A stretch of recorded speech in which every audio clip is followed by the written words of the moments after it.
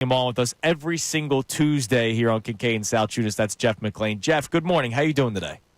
Hey, guys. How are you? Hi, Jeff. We're doing good because we get to talk about an impressive Eagles victory where we pretty much feel great about it, except for, once again, the first quarter blemish of 0 points. But other than that, overall great game for the Eagles. Would love to get your overall analysis on it. Yeah, I have to agree. I mean, they took care of business against a team that they should beat, although I picked the Giants. So, what does that make of my football acumen? But, obviously, coming into the game, they had to get to play a complete game. And the Giants have a really good defensive front. And I think, that's why you can't take a lot away from the Eagles. Yeah, sure, the Giants' offense, I think, was pretty bad. And when they lost Andrew Thomas, an offensive line that was already suspect, got pretty bad. But that's a legit front. I mean, that's, you got Dexter Lawrence, who's probably the best nose tackle, maybe one of the best defensive linemen in the NFL. And Brian Burns is a tough edge rusher to contain. And the Eagles, while they had some struggles early on in containing both of those guys, they figured it out. And a lot of that had to do with Saquon Barkley and the day that he had and emphasizing the run game. But that's all part of it. And the Eagles got out of there with an impressive 28-3 win. The word of the week, it seemed to be from Nick Sirianni Sunday and Monday, was unify. What happened last week with me unified us, supported us. I don't tend to believe that players rally around the coach to defend him to win. I think they just want to win. You know this team, though. What did you make of all the unification talk? Well, we've talked about this before, and I've reported on it for a long time. I mean, Nick has support in the locker room, a lot of it, and the guys like playing for him. He spent a lot of time with each of them, building up this, connectivity that he's talked about as one of his core tenets, core philosophies when it comes to running a football team. And it may sound like kind of, rah-rah-rah, high school-y type of coaching, but I think in today's NFL, you need that. You need that type of emotional intelligence. And, yeah, you can question Nick and the way he handles himself sometimes, and certainly within the game and on the sideline and with the referees, but he has that. And I think that factored a lot into Jeffrey Lurie's ultimate decision to keep him. Jeffrey talks to players, and the players are telling him back in January, we want this guy. Now, there's more to it than that, obviously, and more than anything, it's got to be your football X's and O's and having players and plays that are better than the teams that you face. But, I don't know if the players technically rallied around Nick, but what I will say is everyone was saying, okay, and I was saying this about the support that Nick has from the players. Well, it was time for them to put up and shut up and show it and win for him. And it's just 1 week. I get it. It's Giants. But they went out there again and took care of a business. Jalen Hurts, just 14 passing attempts, obviously a couple of sacks as well, but ultimately under 20 dropbacks.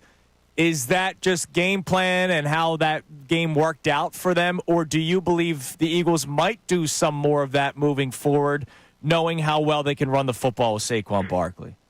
Well, we saw a little bit against the Browns, quite frankly, and even maybe when they should have gotten away from the run because they were really stacking the box to stop Saquon Barkley. But this past week, it wasn't just Barkley; it was Kenny Gainwell. I think that's kind of something that they could lean on a little more. Kenny, he had a productive day as well on the ground. He's been kind of hit or miss in his 4 seasons, but I mean he's not a bad back, and he can hit the hole. I mean I think that, and when you have this offensive line, you have these run schemes, a lot of them designed by Jeff Stoutland. There are holes there to be had. But yeah, I mean, the podcast I have coming out today kind of looked at Jalen a little closer in terms of what the X's and O's and the film of how he performed in the passing game and the struggles that he had early on. And while that may have had something to do with the shift to the ground game focus in the last half, the Giants weren't scoring, and the Eagles got ahead comfortably, and that's what you want to do. You want to get ahead, and then you want to run the ball. Typically, teams in the NFL, the ones that have a lot of success, will favor the pass to get ahead. That's simplifying it a little bit, and I think it's simplifying it by saying, run the ball, or they need to be this type of offense moving forward. But you can lean into it a little more. You can do a little more of that And I thought Kellen Moore had a really nice game plan on the ground with a lot more under center. They used the pistol a little more, a lot of pulling offensive linemen, tackles, guards, centers. Of course, you saw Ben Van Sumeren out there as the fullback. So that was nice.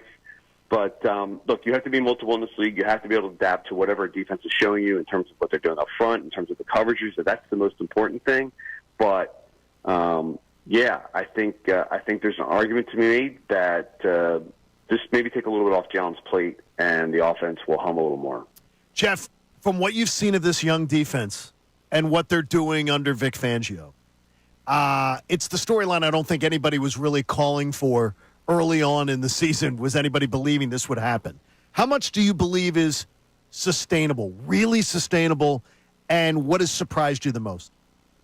Well, I think, you and I, we talked about this. It's Sure. a young defense, right? So it's going to take time for some of these guys. They're playing, Quinton Mitchell's a rookie. Cooper DeJean is finally getting in there. He's a rookie. Nolan Smith's in his second season. Jalen Carter's in his second season. I mean, you have young players on this defense. And you also had a new scheme. Well, yeah, there are a lot of the same tenets in terms of what Sean Desai, Jonathan Gadden did. Yeah, absolutely. But Vic's a different guy. He's a different animal. He runs different things. He has different ways of teaching. So, getting to spend some time in his defense and understand it and implement it was going to take a little bit of time. All that being said, these last two offenses they played are probably two among the worst offenses in the league. So, I hang a little more of the Eagles' hat in terms of like what they did. I think the better signs were on what they did offensively last week. I still worry long-term about this defense. And, it's always impressive when you keep offenses out of the NFL, offenses in the NFL out of the end zone. I don't know. Sustainable may not be the word I'd use, but I think there's going to be still some bumps in the roads for this offense, and it'll start, maybe this Sunday against the best quarterback probably that they'll face up until this point in Joe Burrow. Speaking of defense, and last thing before we let you go, you were the one that asked the question yesterday. What do you make of Jordan Davis only playing, 20% of the snaps on Sunday? I know Nick Sirianni gave you an answer, but I would like to know your thoughts on it. Yeah, I mean, they're just not using him as much as in the pass rush. And, we've talked about this, and, Jordan can bully guys, but he doesn't have much in terms of pass rush moves.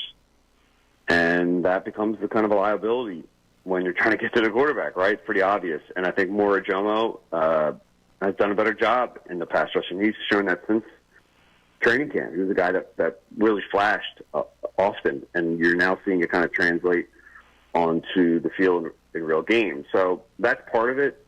He's a seventh rounder, though, and Jordan Davis is a first rounder. Does it matter? Yeah, kind of. It does. You don't move up for a guy, number 14 overall, at that position, and he can only just play rundowns. Now, that's just not it. He'll play some pass rush. And I think the way the game played out in terms of personnel usage and matching offensive personnel is why he only played 12 snaps. But it's been kind of steadily declining for Jordan Davis. And look, if they keep winning, it's not a problem, but you need a little more out of Jordan. And, then big picture, the question comes, is this a guy that you're going to want to give that fifth-year option to when they have that option this coming off season? Right. Jeff, listen, man, we appreciate it as always. Keep Thanks, up Jeff. the great work. We'll be checking out the podcast today, Uncovering the Birds, because I'm excited to hear what you said about Jalen Hurts and why maybe the offense has changed over the last 2 weeks. And I will say, comfortably, the offense has looked better the last 2 weeks, Jeff. And Jeff's learned the radio game here. He lays out the little breadcrumbs to lead you to his Damn podcast. right he has. You're which smart is smart. man. Which is There smart. you go. Thanks, man. Should be out this afternoon. Thanks a lot, guys.